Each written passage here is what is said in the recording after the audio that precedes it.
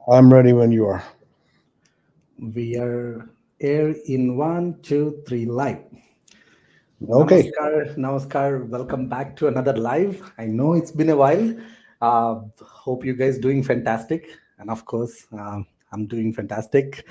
And I know you've been waiting to hear about this new program, the rental licensing. What the heck it is? What do we need to know? Which property qualifies, or which one need to get license, and what happens if you apply for license? I know you have all these questions. That's why I bring my good friend and a partner and a general contractor in Windsor who is knows what he's doing on in these terms. So welcome, Sav. Welcome to the live. Thank you for joining me. Thanks for having me. Thanks for having me. Yeah, no, thank you, because many people have been asking, and I haven't looked deep into it. And you prepared a full slide and all the things that everyone need to know. So, and yeah, how was your photo shoot, Mohammed? Go ahead, Sam. I said before you start, Aditya, I must say that I'm feeling intimidated because I'm still in my hoodie and you are looking like you're going to a wedding or something like that. You got So a red jacket on. that's a difference between GC and a salesperson. Yeah, there you go. There you go.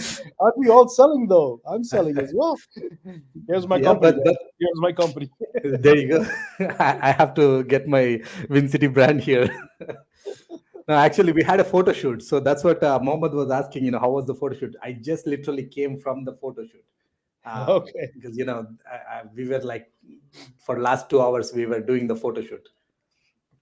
Awesome. So, yeah, yeah. So, welcome everyone. And again, Savio is going to present the details. And in the meanwhile, feel free to ask all the questions that you have in your mind, because hey, there's so much things going on.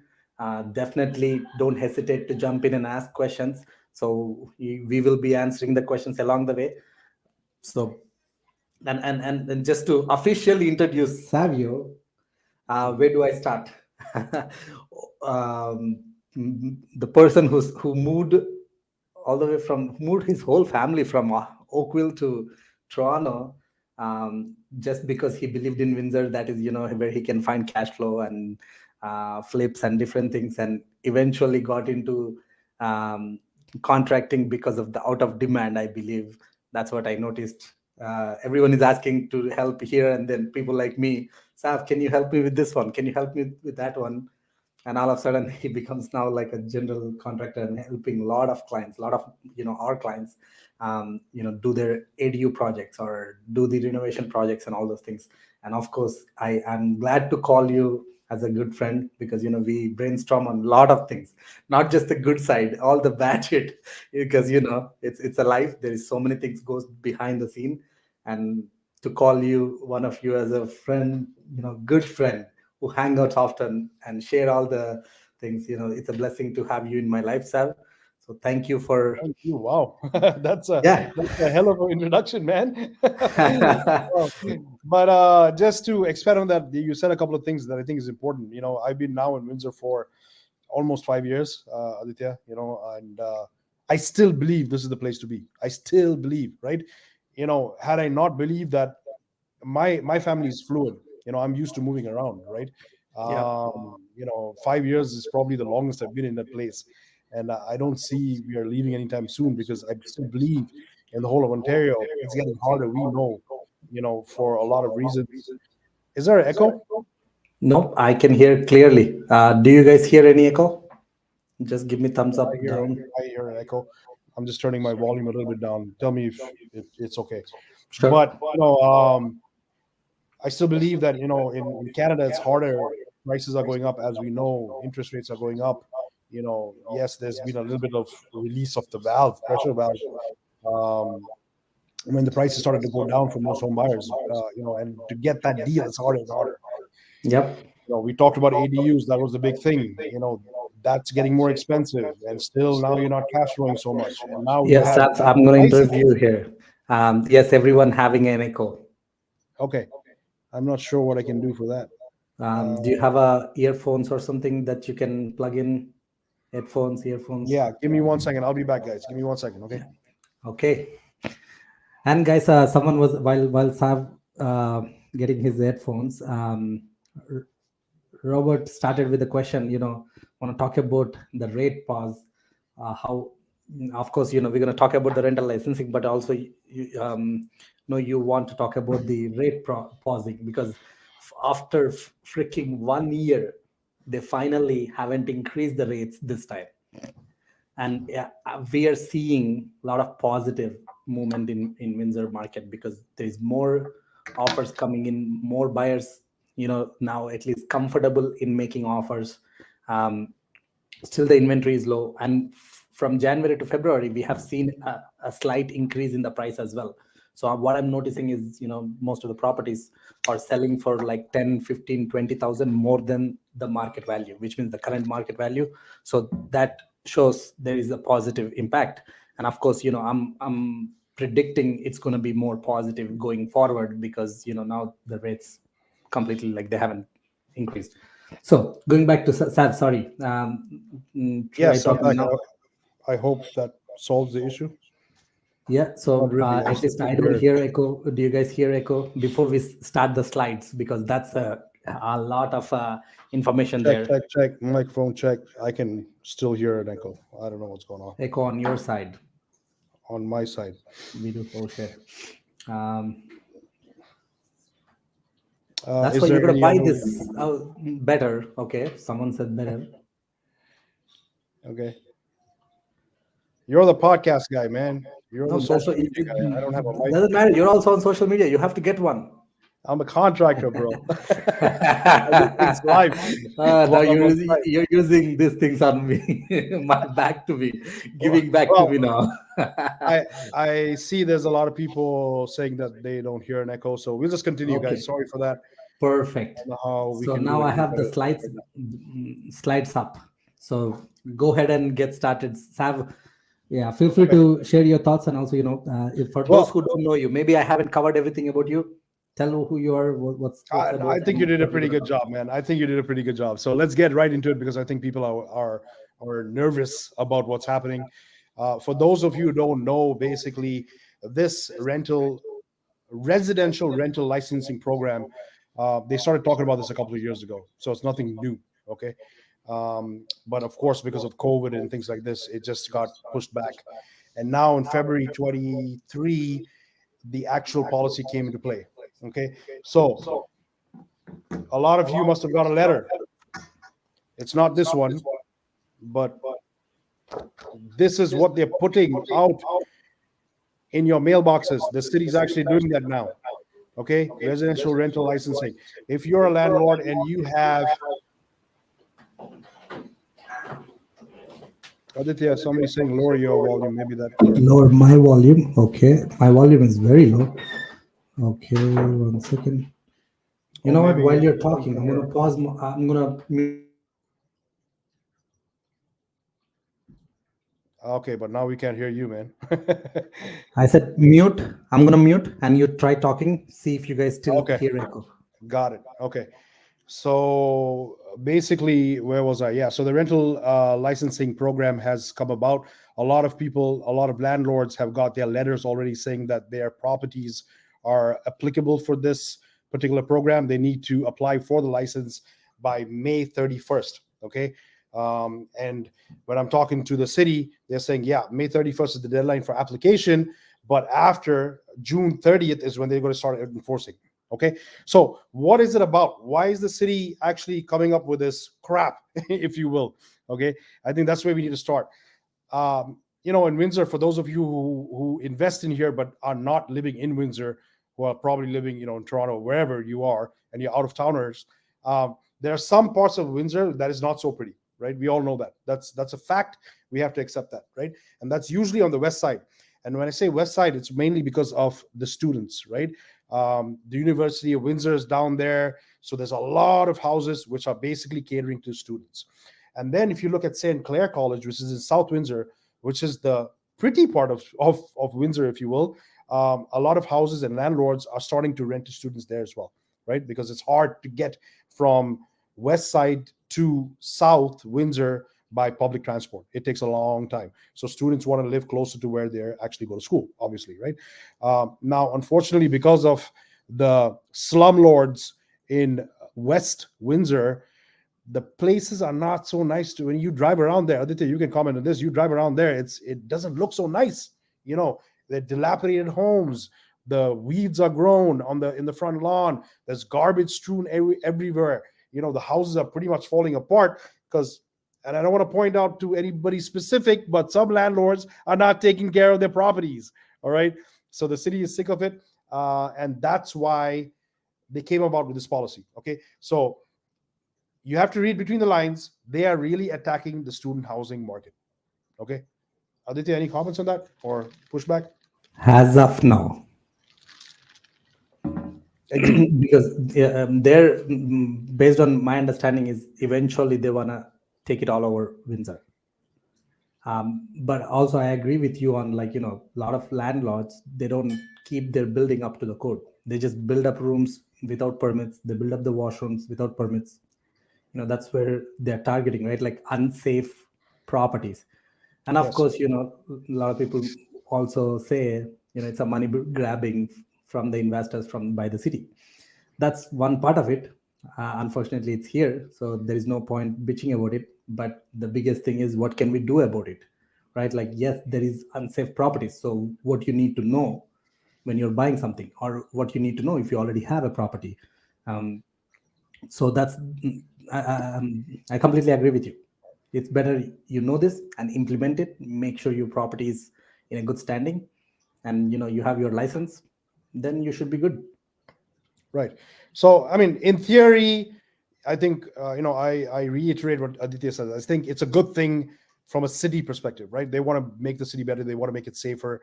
For the landlords who are doing it correctly in the first place, no problem, right? It's the ones that are not doing it correctly, and now they have to shape up. Okay. So let's talk about basically go to details of what this licensing is about. Okay. So first things first, we have to be very clear. There are two types of licenses in Windsor. Okay. One of them, which is the first thing that you see on the slide over here. I don't know if you can see my mouse. Can they see my mouse, Aditya? But I'm talking about the residential rental license. That's the new thing that we are talking about today. But hold on. There was a license existing from 2004 called the lodging house license. Okay. And this is a critical piece of information that all of you guys need to know, because I don't think a lot of people have even applied for this lodging house license. Okay. So let's talk about the differences between these two before we get into the actual requirements of the two. Okay. So when you talk about location, where is the rental licensing, the RRL, required versus the lodging house? So the RRL is only in wards 1 and 2. We talked about ward 2, which is West End of Windsor, and ward 1 is South Windsor. Okay. So this is where University of Windsor is. This is where St. Clair College is, right? Most of the housing, the student housing is concentrated in these areas. And this is what they're attacking. This is new. But guess what? The lodging house license, if you are qualified as a lodging house, it's all over Windsor. It doesn't matter where you are. Okay. Now, for simplicity's sake, we are talking about lodging house for, in our case as investors, is mainly for students. Okay. Because there are different types of lodging houses. You can have care facilities, for example, that you have elderly people in there. You're renting by the room. You're taking care of these people, right? We're not, for ease of consideration, we're not taking that type of lodging house into our discussions here, right? We are talking about only where you have rooms that you're renting out to individuals. Okay. So what's the criteria? Criteria is on the type of the building. From a residential license point of view, it's got to be under 4 units, or up to 4 units. Sorry. It's got to be under 5 units. Anything more than 5 units is considered a multifamily, and it's not applicable for the rental licensing. Great. So if you have a multifamily, you're out the door right there. Okay. Now, most of us don't. We have single family homes that we add an ADU or another ADU, or we have a single family home that we're renting, we're putting as many rooms as possible and renting each one of them. Okay. But it's critical. Why? Because guess what, Aditya, you're gonna love this. The license is per unit, not per house. So if you have a single family with an ADU and second ADU, that's 3 licenses you have to apply for. and they will check for each one of those 3 units, right? Versus a lodging house, it's one house, it's still one unit. You're renting by the room, but it's one unit, so it's one license. Okay. Number of occupants, very, very important. Okay. So in a single family home where you have between 1 and 5 in a house, whether you're renting it by the room or you're renting it as a unit by itself or multiple units, it's still considered, it's categorized under the residential rental license. The moment you have more than 6 occupants, doesn't matter if all 6 are in one room or multiple rooms, the moment you have more than 6 occupants in a house, automatically you can be considered a lodging house. Okay. And this is critical, guys, for those of you who have student rentals, and we'll talk about this later, who have student rentals who have more than 6 occupants. This is actually something important for you because you might be able to get away with the lodging house license versus a residential rental license. Okay. And we'll come to the reasons why, or what's the benefits of that, right? So the only thing different is how do you classify a lodging house versus a single, residential rental house is the lease. Okay, we've had coaching before on student rentals, and where they say, how do I manage all these students? You know what, let's put one lease and all the other students pay this one person, and that one person pays the landlord. No. To be considered a lodging house, you have to have individual leases. Okay, so if you got 6 or more people, each one of them has to have a lease with you. Only then is it considered a lodging house. If it's one contract, one lease, from the city criteria point of view, that's a residential house that you're renting to one person. They don't care where you're collecting the money from. Okay, so that's a key depiction. Okay, and when we come to the qualification of which license you're supposed to get and the criteria or the requirements per license, that's super, super important. Okay. And let's and quickly finally, take a question here, Sab. Sorry. sure. So this is relatable. Rachel is asking, how does the city know, is there, does this property is a rental property or not? So maybe before you answer, while you're chewing, I'll tell what I found out. Sure. They're sending out messages, articles for existing homeowners. Now they don't know which property is rental or which property is homeowner, but they're asking the neighbors, like, they're asking everyone, if you see people living there or not homeowners, if you know that, let us know, call 311. That is what I found out.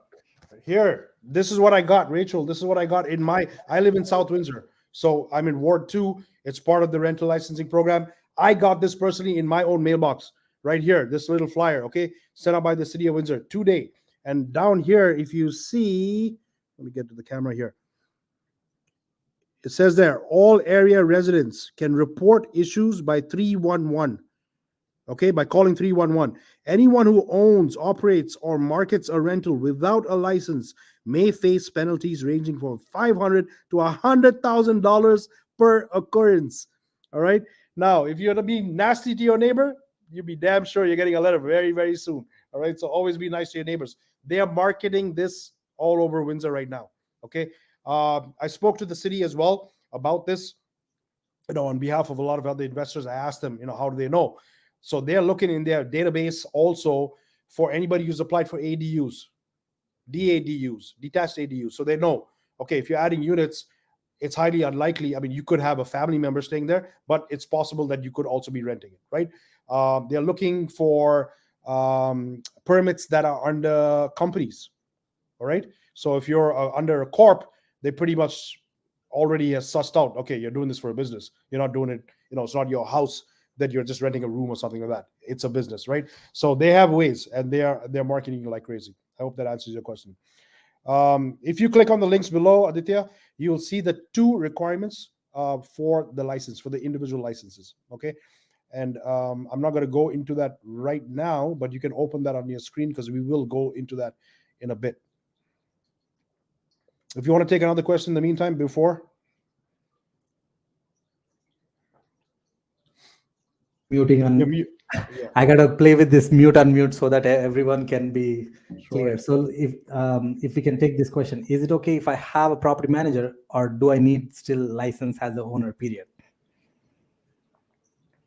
Okay, So good question. So, as the owner, you need to apply for the license. There's no question about it if you have a property manager or not. However, you need to delegate an agent who's local in Windsor to actually deal with the city. Okay, so they won't accept unless you come here personally. All right. So when they say we're coming for an inspection, if you don't have a designated agent in Windsor, you need to come here physically. Okay, if you're out of town, obviously.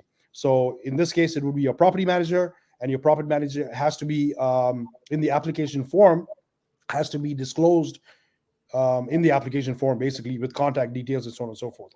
Okay, here are in this slide, you're going to see the different requirements for the two licenses. Okay, and guys, don't shoot the messenger, because I know, I'm looking at this and I'm feeling disgusted myself. But please don't shoot the messenger here. Okay, so police checks for for individual owners or agents. Okay, going back to what we just discussed, they want a police check from you as the property owner, and from an agent if you appoint one.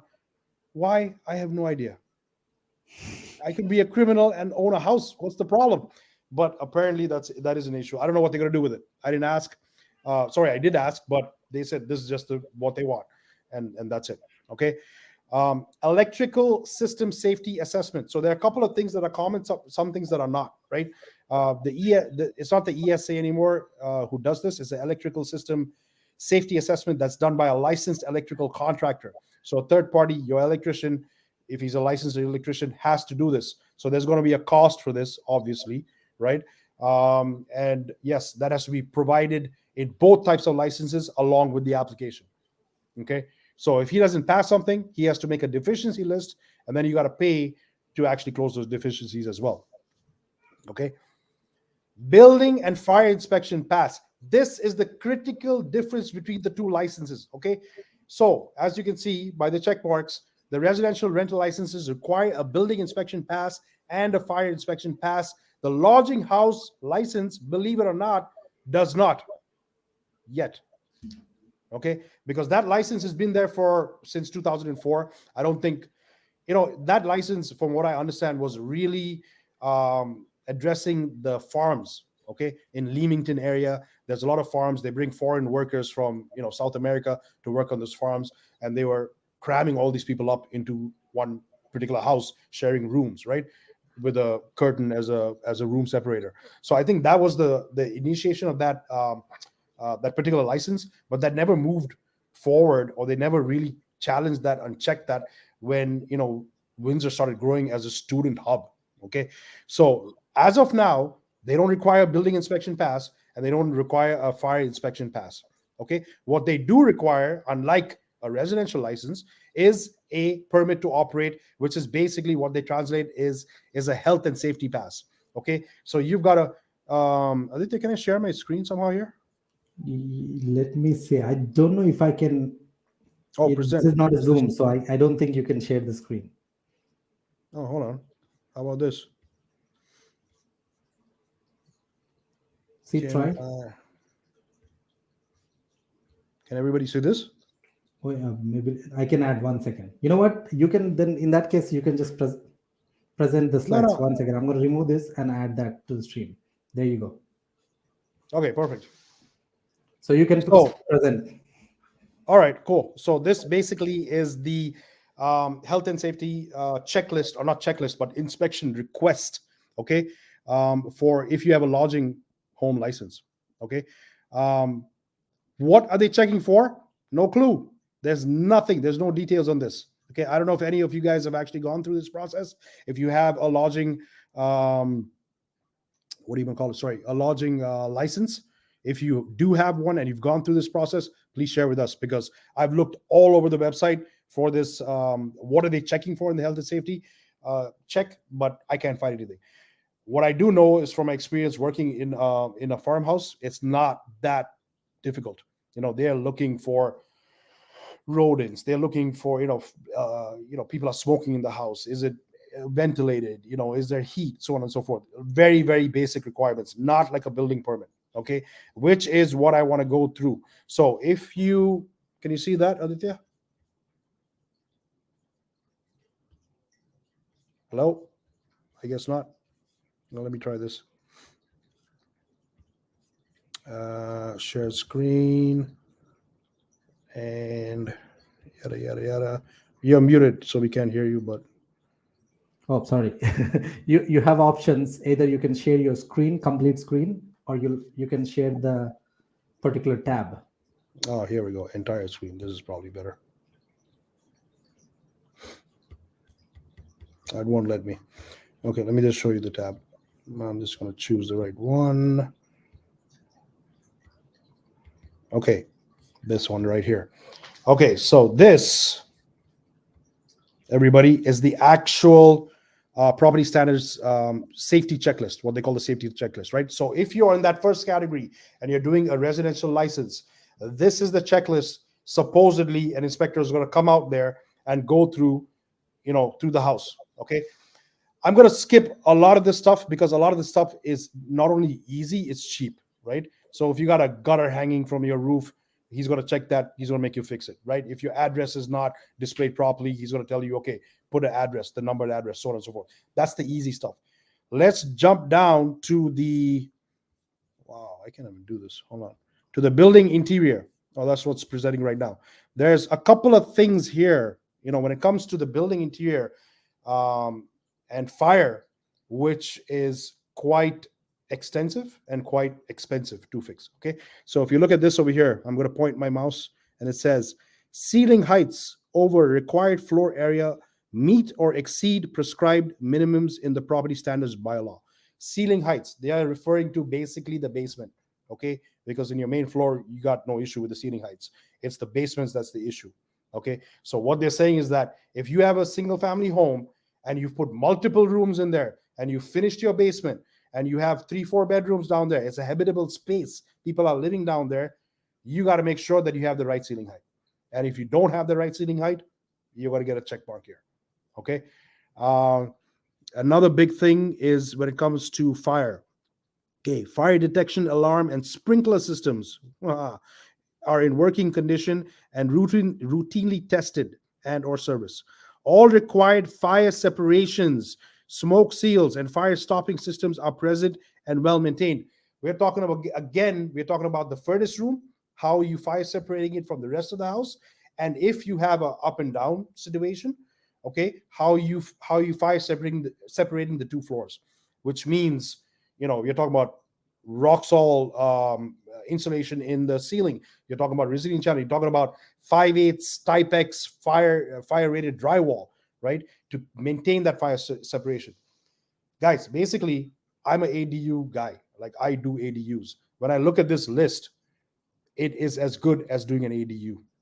Okay, so if you have a single family home in South Windsor, like a bungalow, typical bungalow, and you're renting out the basement as per room, and you didn't do an ADU, a legal ADU, it's going to be a little bit tough, right? Everything else on this list is doable. It's easy. These are the 2-3 things, in my opinion, makes it very, very difficult. Okay? So what if they're renting just for a family, one family, the main house and the basement together? Is there anything that can stop them to use the basement? Yeah, absolutely. So if it's one family, it's considered residential rental, right? Mm-hmm. And if you have bedrooms in the basement which is habitable, if the basement is not finished, you got no problem. If nobody's living down there, no problem. If it's finished and and you have bedrooms down there, you have to meet these requirements according to what they're saying. So even the fire separation, the insulation should be there, even if it's not a legal unit. Yes, sir. Yes, sir. Good luck for the city. That's gonna ruin a lot of things. But how seriously they're going to implement? Like, have you gone through any process with anyone so far? So no, I have not gone through the full process. I can't say that I have. Obviously, this is as new as a few days ago, pretty much, right? That everybody has started getting the letters. I'm getting a lot of calls. I'm booking appointments to actually go and see people's houses in order to figure this out. So sorry, Aditya, if you can go back to take over the presentation. That's all I wanted to share with you on the screen there, and go back to the presentation.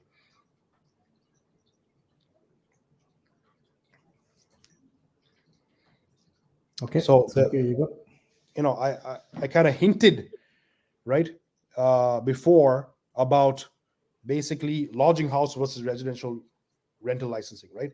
So clearly, right now, as of today, it is much easier to go for the lodging house license versus the residential rental license, okay? Because it does not have the building inspection or the fire inspection requirements like the first one has.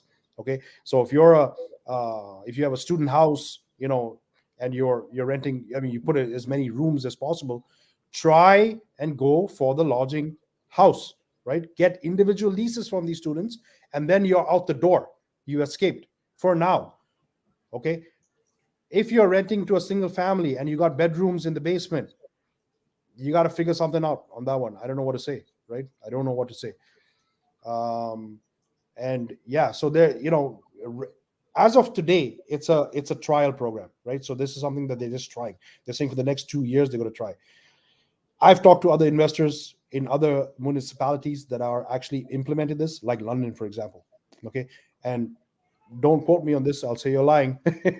But it's very, very hard for them to actually implement and fine and follow up and check and inspect every single landlord, right?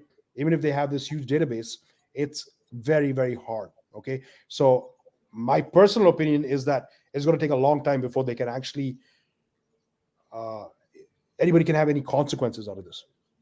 You know what I'm saying? So they're just gathering the information right now. They're learning as they go. Okay, there's no question about it.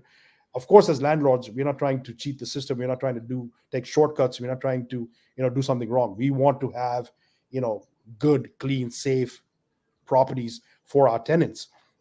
But at the same time, you need time, and it costs money. Okay, so speaking of money, let's go to the next slide, Aditya. What are the costs for these things?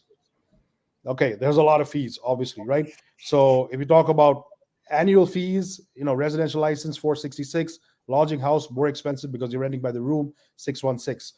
There are renewal fees every year. Okay, what are the penalties for late fining? Well, we don't know because it says it's anywhere from 500 to 100,000. I have no idea. Okay, I asked the city this, and they don't know either. The lady actually told me, I have no idea. I'm sure somebody has it in the city, but we don't have any idea how much the fees are going to be if you miss your May 31st deadline. Okay, if you don't apply for the license, you get fined. We don't know how much it is, and they continue to come back and ask you to apply, and you don't. They say there's going to be continued fines, late payment penalties, interest. How much are all these? We don't know yet. They're not giving us the information. Okay, the only thing that they could tell me was that they've done it in other situations. For example, those of you who've got a bylaw infraction for grass not being cut, right? So they tell you clearly on that it's a $250 fine or something like that. But if you don't pay this, then it's going to be added to your property taxes. So she said that's the only way they can control it, or they can enforce it. They're going to add to your property taxes. Okay, but how much? No idea. Now, if you do the right thing and you say, okay, you know what, let me be the good landlord and actually address these issues, apply for the permit, pay these fees, get inspected, so on and so forth, there are some costs for that too, right? Obviously. So electric system safety inspection assessment done by a licensed electric contractor, it's going to cost you about $300-400. I've been talking to all my electricians that I work with. Some of these guys don't even know, because ESA, in fact, stopped doing these just this year. They said, you know what, we're not doing this anymore. Go and get your electric contractor to do it. Of course, at the same time, this new policy came out. Okay, so somebody else is making money now too.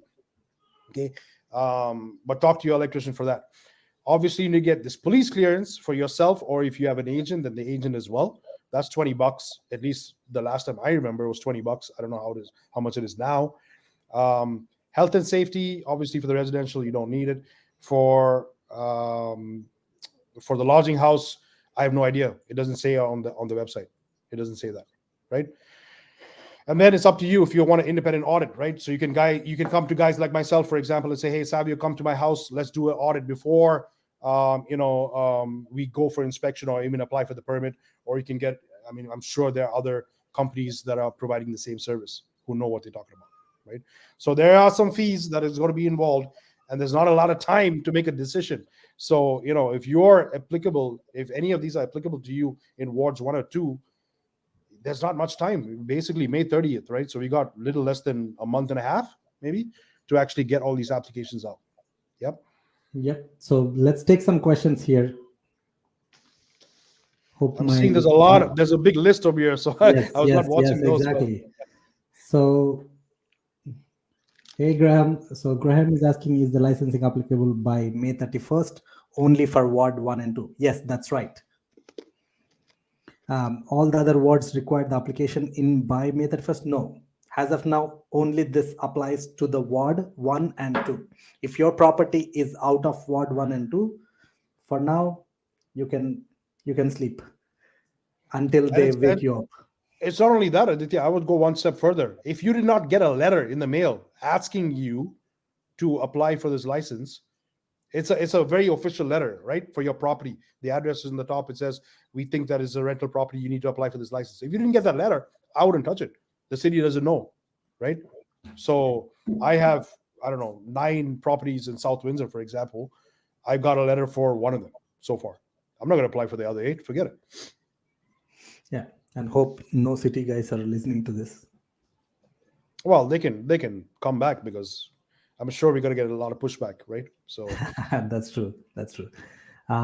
So here is another question from the game master: property management or pain in the ass? Currently dealing with one, not so happy with their performance in Windsor. that's not a question. That's opinion. That's not a question. Sorry, I thought it's a question. It's a statement. Yeah. True statement, but yeah, it's an interesting not- one. Maybe not another for day today. we can talk about that more in detail. So how much is the license? I think you got the answer on that one. Here they'll send their contract. This is another one related to property manager. Charge 2 times the amount for minor issues. Again, this is where maybe I'll just make a comment here, because I work with property management, right? They don't. I gave them clear instructions.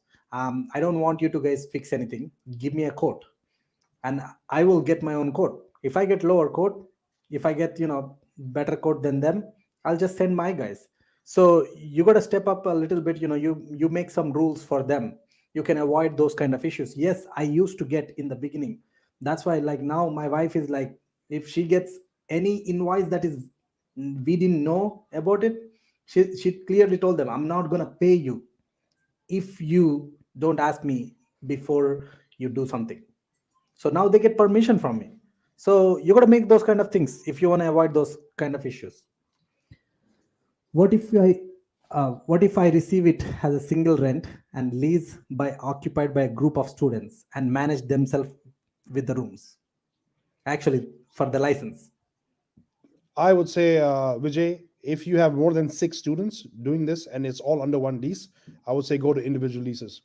Apply for the lodging house license and get out of the residential part. Right now, as it stands, the way you've described your situation, you will fall under the first category, which is residential rental license, which means you got to do the extensive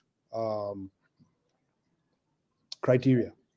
Yeah, and I saw a comment below saying, with the lodging housing, the challenge is the financing. We don't know at what kind of complications can come at, but generally the financing issue comes in if you didn't own the property and you're buying it. That is lodging housing. But if this is the property that you already own, maybe you got to check with your mortgage broker, see what kind of implications it come. But I agree with Sab. I mean, at the same time, from a financing point of view, who cares what is classified with from a license, right? The bank or the mortgage broker or the lender doesn't see the license, right? You are selling that license on with that property to somebody else, if you're the seller in this case, and the buyer is getting financing for a single family home, right? Yeah. We know ways to show it as not a student rental. I mean, a lot of investors are doing that, so Yeah. I don't think it really has any impact. I mean, you just need a right people to handle those kind of situations. Absolutely. It's even now, like, if there is rooms, that itself, people, a lot of lenders consider as student housing, they're opposed anyways already. So there is only few lenders and a few mortgage people who work with those kind of properties and make things happen. So you have to find a creative person who can do such kind of things. Yep. Another question here: will this make multifamily buildings go up in value? What is your thoughts, Sam? I'm thinking of the other thing. I think there's going to be a lot of inventory in the market now because some investors are going to say, you know what, F this, I'm out, and put their properties on the market. So Yeah. if you're in You the know, mood to buy, yes, now's the time. I think that's I feel the same way, especially if they're investment properties that they don't have proper legal. And now agents I have seen started doing, they're disclosing whatever the exact legal use. If there is any non-conforming, we were just looking at a property on the market. This one has a second unit, but initially they listed as a duplex, and now they're saying no, it's a single family, and they prepared a schedule B, clear all the wordings. So that's coming back. That actually, that is an opportunity for someone who is willing to go through this process, because now you can make positive cash flow, you can get good price. So but going back to the multifamilies demand, I think there was always demand for multifamily even during this market shift that happened since last year February. I haven't seen the multifamily demand go down. Always multifamilies are definitely a better investment. Only challenge is not many people can afford it, because your down payment, even there, the down payment criteria has changed. The lenders are becoming more and more tougher to lend for 25% down. Very few lenders lend on 25 because the interest rate's gone up, um, the cap rate gone down, and they're looking at current rents, not based on the future rents. So it's getting already harder on that side too, but still there is demand. I think we gotta wait and see how it's going to perform. Okay. It's still hard when you don't live in the city. Yeah, so I think this comment is back to the contractor and the property management situation. Honestly, the game master, basically, even whether, doesn't matter whether you're in town or out of town, you got to spend time, you got to find people. Like Google, like if your property manager sends you a bill, you can just literally Google, see who has better reviews. You jump on a calls with some other investors, local investors. And that's why you gotta attend our investor meetups, make friends with other investors, connect, join our investor Win City Investor Club on Facebook. There's Mhm. thousands of investors there. So and Savvy and I are planning to do another meetup soon. We'll be announcing that. Make Yes. friends, and ask them for recommendations. Thank you, sir, for clarifying a lot of things. So for you, and here is another question. Rachel also clarified date of the application deadline, May 31st, or everyone Yeah, else. So so I think it's the same question. So May same question. 31st Yeah. is the application deadline for wards 1 and 2 for the residential rental licensing. Okay. Listen, guys, the city is not talking about the lodging house license. This is something that I'm bringing to the table as a get out of jail card, basically, right?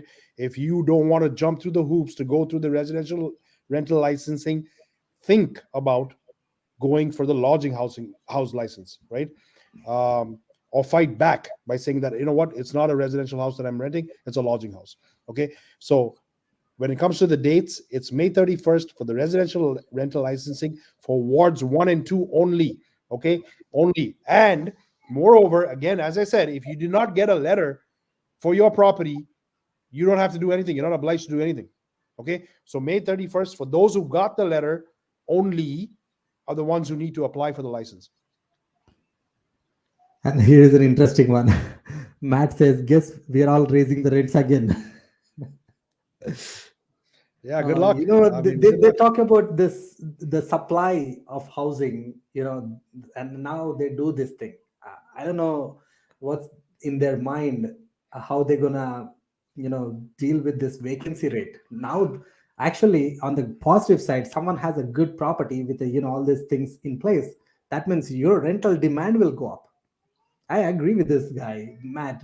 I think there might be the rents can increase. What do you say?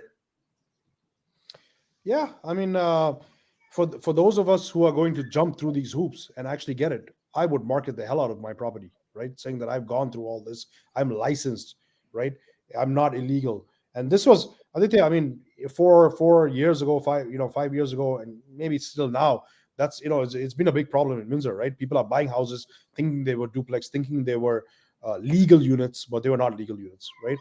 And later finding out, oh shit, it's not a legal unit. Now I've got to do all this stuff. So, at one point, we got to take it as a positive as well. We are landlords. We're in the investment game to provide safe and comfortable, clean housing. Let's not forget that, right? We are not those slum lords. We don't want to be those slum lords. So, yeah, if you're going to do all that, spend all this money, for sure, you should be raising the rents. For sure, you should be, marketing it as a legal unit. Absolutely. Here, I own a duplex and live in one unit and then rent out the other one. So I only need one license. Correct? That is correct. Yep. Rachel, agents must be police cleared as well. Yep. Correct. Unfortunately, correct. I think this is just a statement from the game master again. I love that name, the game master. He's playing the game. Yeah, it is just a money grabber. Yeah, I mean, there's some good ounce, but majority, I feel like it's a money grabbing. They want to make money from anywhere they can. No other cities is doing. I would not agree on that. No other city. Actually, everything starts from GTA, and then it spreads out to all the, the other cities. So I think it started first in GTA, right? Well, I don't know about GTA, but for sure in London. So London, Ontario, they have this rental licensing. And I was just talking to an investor this afternoon about that and how they implement it there and so on and so forth. So there's definitely London for sure. I can't comment on the rest of the GTA. Yeah, and Lobsang have an interesting question. I own a duplex with a non-conforming basement apartment. Do I need a license for that? Lobsang, are you renting it? Obviously, right? So if you didn't get the letter, don't apply. Just sit tight. That's what I would say, right? But in practicality, in reality, let's say he got a letter. Oh yeah, then you need a license for sure. And if it's non-conforming, they're gonna shut it down for sure. Yeah. So pretty much the basement unit is gone, or you make it part of the main floor unit. No, he's living in the. No, he says I own. Okay, that's another one. Sorry, yeah. Yeah. Correct. Here. So Aditya, just to clarify on that, even if he does make that basement as part of the main unit, if there's habitable space down there, it still has to go through the code. So you still need the ceiling heights, you still need the fire separation, all of that stuff. Okay, so he can use it as storage. That's fine. Yeah. Right. But if it's or even just a living space for the main floor. Yeah, if it's just a a living, like entertainment area. Yeah, we're getting into pedantics, right? What is considered habitable space, right? Okay. Is it sleeping area or is it rest area? And maybe that's something I can look into. Yeah, definitely, we'll be doing more lives on this topic going forward because it's still new, guys. Even we are trying to figure out what exactly, on the paper is one thing, and once they go through the process, because what exactly they're gonna do is could be more to it or less to it. So we have to wait and see. Here, Jan, lodging house is much more difficult to financing. Yes, I think we talked on that. We are running out of time, so I'm going to run through some questions, and I think you have one more slide here. So okay. So Rachel's question here again, asking again, May 31st is the deadline for applying, not completion. Correct. Okay. So are you applying for your South Windsor places now? even though they're not in Ward 1 or 2? Actually, They're South actually, Windsor is in Ward 2. It's yeah, applicable for sure. My places are definitely applicable for residential rental license, not lodging house, because I don't do student rentals. I rent to single families. Yes, Rachel, I am applying for the ones that I actually got the letter for. However, and here's the key: I'm going to push back to the city because I've gone through the ADU permitting process, okay, which is very, very detailed, as you know, right? And most of these items have already been checklisted in that and more. So I'm going to push back and say, hey, I got my ADU permit closed 6 months ago. I'm not going to pay another license, another fee per unit now for something that I've already done and paid for, thousands of dollars to get the payment, right? To get the permit. So that's my strategy. I'm going to push back on my properties, but that's very specific for sure. yep, that makes sense. And here's an interesting question: if the lodging is how a lodging licensing is there since 2004, won't they will be asking us why didn't you apply before? Will they take that into consideration? Yeah, Good question. because I had no idea. I had no idea there was a lodging license. I didn't know I was required to have one. But now I've seen things that are happening in the city, so I want to be kosher. It's as simple as that. I don't think you had your home, Jagnu. I don't think you had your house, or student rental or whatever since 2004. You probably bought it recently, right? In the Yeah. last 5 years. So that's what I would say. For police clearance for landlord, is it requirement from the Windsor police station or is it requirement from the city where landlord is living? A good From your question. local police station. So it doesn't matter if it's most police in Ontario, I shouldn't say that, but is OPP, Ontario Police, right? Windsor is a little bit of a different situation, but they're accepting OPP police clearance for sure. Yeah, and here's another interesting question, Pradeep. What if I Hey, do Pradeep, I house know hack? this guy. Yeah, Yeah, sounds very familiar. yeah, What if I do a house hack, live in one room and hack other rooms? yeah. I love it. I can do a That's a lease. creativity. Yeah. Can I do Uh, still a lease that would work? as long as you're renting a room under 5 occupants, you're considered to you're applicable for a license to rent that room. Yeah. Okay. Unless So unless you tell that all the unless it's more than tenants. one room, say Yeah. again. Unless if you tell them all the people who are living in with you are your friends, your family, it's your house. It's your house, but still, again, if it's in the basement, no, yeah, if it's But if not a it's talking rental about property, rooms, yeah. right? But if it's not a rental property, there's nothing to discuss here. It doesn't come under this license, right? As soon as you are collecting income, rent from somebody, that's when you are applicable for some sort of license. No. Okay. So in your particular case, I wouldn't I wouldn't say that you're a landlord. We can talk about this tomorrow at work, Pradeep. For those of you who don't know, Pradeep is my project manager. He works in Gerard Inc. And my buddy, my roommate. and Aditya's friend. Yeah. Yeah. So Rachel is asking, will you or can you arrange a petition signing? So petition signing for what, Rachel? I don't know if how powerful it will be. Maybe we can talk on the phone. I know you. Um, I know a good property manager. If anyone need Graham Andrew, please send it to me. I'll share it with people. By the way, you know who's Graham Andrew? Matt's dad, Matt Oh, Andrews. okay. Yeah. Okay. Yeah. Nice. Marco, does the properties zoning needed to allow for lodging house to apply for that license? A good question, Sal. Yeah, great question. So, Marco, to answer that, I don't know if you were here for the first part of the presentation. So, lodging house license, there are two types of licenses. One is where it's a care facility. So, you are providing care to the occupants of that lodging house, right? So, you're talking about like an old age home or something like that, right? Or yeah, whatever, right? For that particular building or license, definitely it's part of. You can't just build it anywhere. There's zoning requirements. But we are talking about basically a lodging house for students. So we're considering a student rental as a lodging house. For that, it's a single family residential zoning requirement and no more than that. if that answers your question. Maybe I still have some deeper question on that one. Like, so let's say the zoning doesn't allow for lodging house.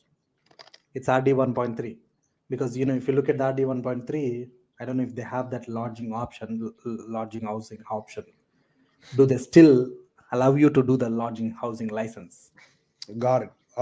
That's we gotta ask that question. I don't want to comment something which I could be wrong in, but for sure it's still under the residential areas, residential zoning areas, okay, versus a care facility, which is something else.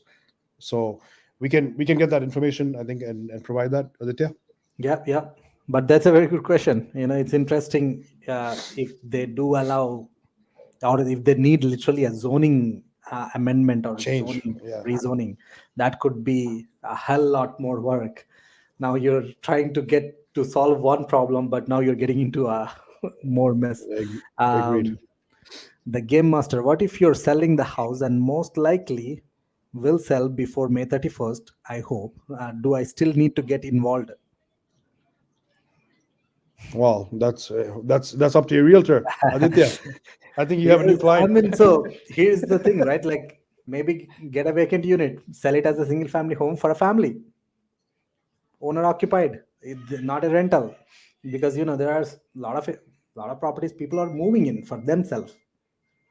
When it comes to rental, if you're marketing it as a rental property and if you're trying to say it's a 2 units but it's not a 2 unit, obviously we don't have to mention that all the details of the rental requirements, because it's up to the buyer to verify if they're what I don't know what the potential buyers plan with the appraise.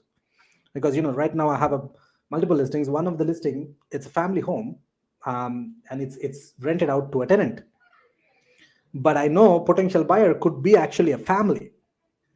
So why do I have to mention about the rental license to them? Because it's their job to verify. But if there is already some kind of a city involvement and there is like some work need to be done by the city, now we have to disclose, because this is all public information. The rental licensing is public information, and it is required only if you're renting the place. So yeah, it got to be. I agree with Sam. Like, you have to talk to the right realtor. Maybe DM me on Instagram if you have a property that you're thinking of selling. Maybe we have to look into what's the story with the property and how we can present it. Maybe we just present it to the families who are looking to move in. I have a 4-bedroom house and rent it to 6 people, 6 students. Do I qualify to apply for lodging housing license? Well, short answer is yes, but we had a good question from Marco before. If the zoning is not allowing for a lodging house, can it still be done? So I think we'll defer that question or the answer to that question for later. DM us, Dhanashree, and we'll get back to you on that one. Okay? Yeah.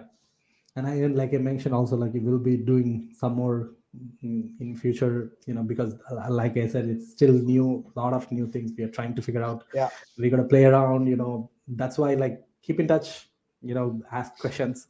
We'll update along the way as soon as we find more information. You guys are only on our side. Thank you glad to hear that. always. We're investors too. Yeah, exactly. We're not just a contractor, eh? We are primarily I see a lot more comments are going in there, but I want you to finish because I know you're busy and it's already 8. So let's get to your slides back again. So summary and recommendations, of course. Go ahead, sir. Yeah. So, I mean, if you receive the letter, we already talked about this. May 31st is the deadline. The city has said that they're going to accept the applications. Guess what? You got to pay for it at application submission time, but they're going to start enforcing June 30th. Okay. It's clear that the new residential rental licensing rules are equally as tedious as an ADU permit. It's quite exhaustive, the list, right?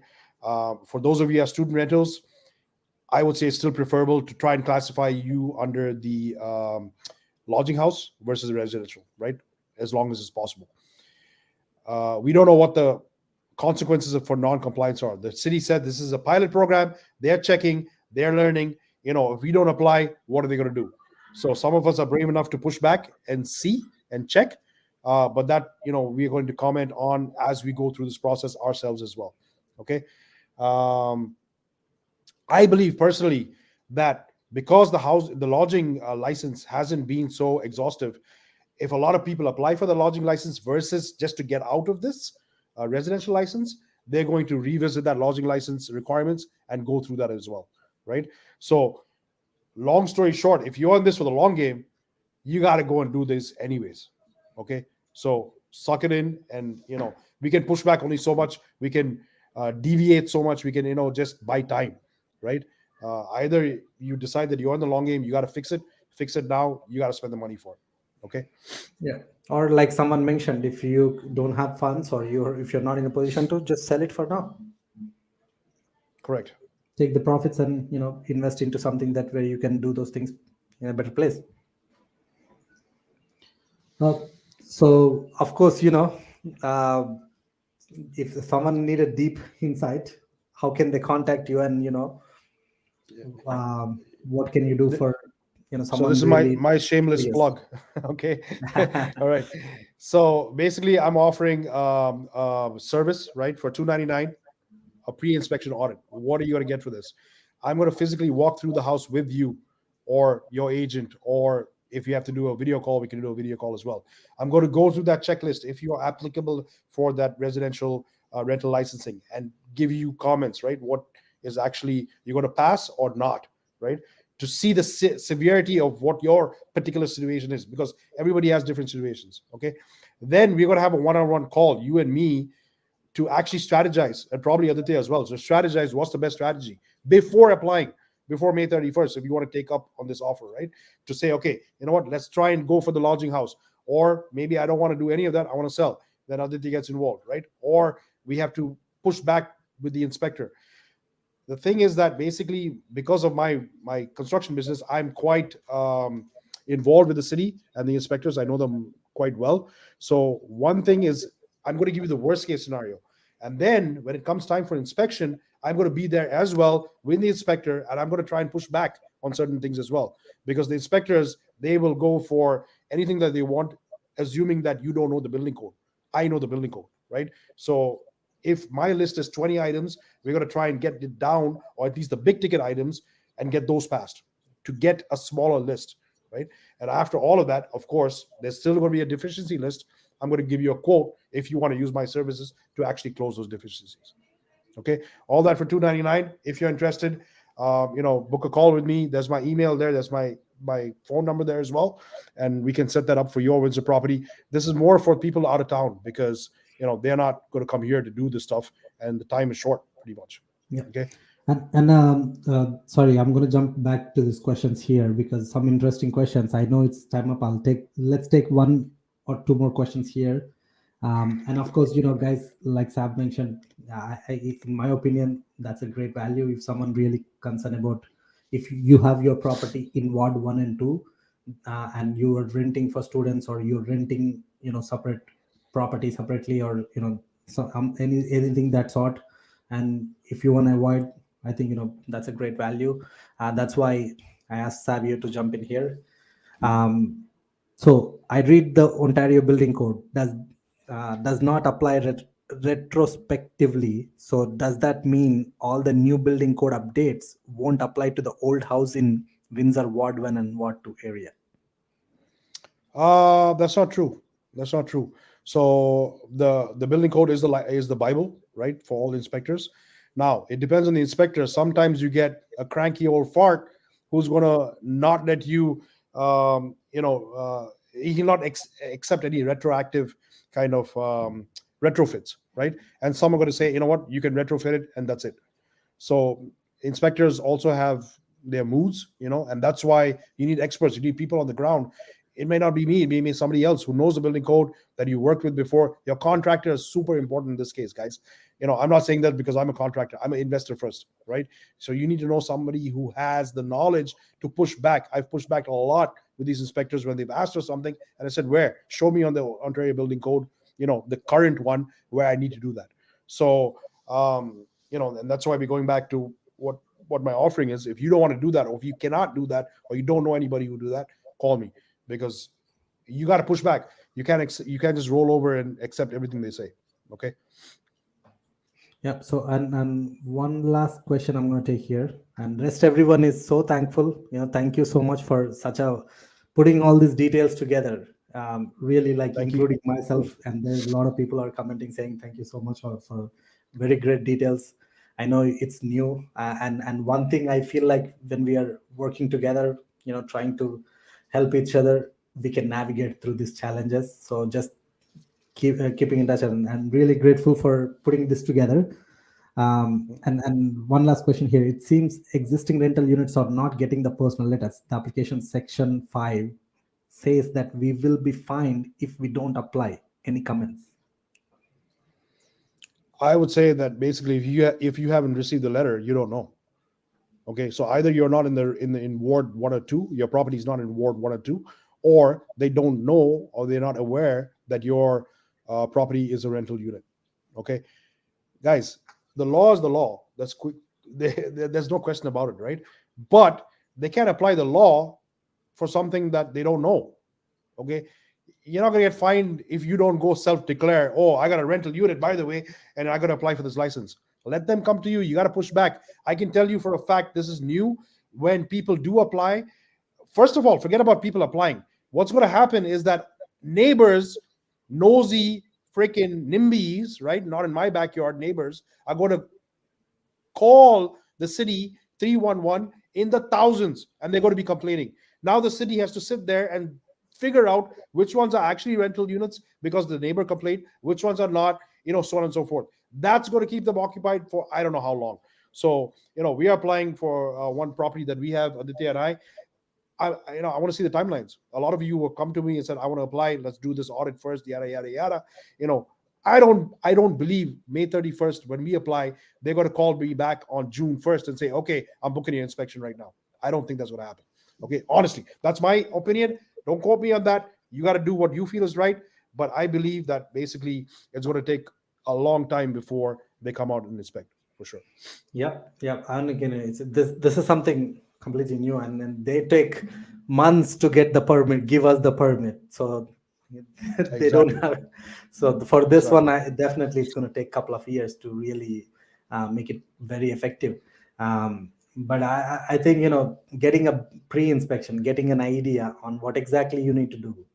Maybe, you can start preparing yourself to avoid, especially if you're a long-term investor like us.